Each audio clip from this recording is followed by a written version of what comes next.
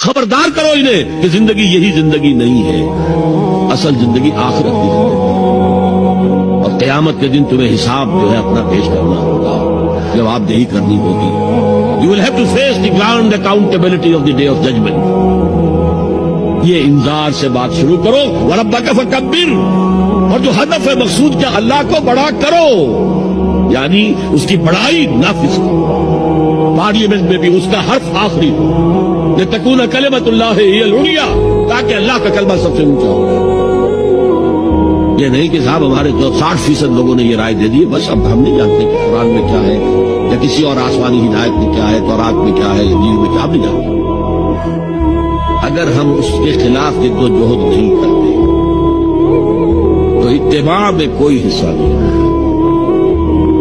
جو اطاعت تھوڑی بہت ہم کر رہے ہیں وہ بھی جزوی ہے، کلی نہیں ہے.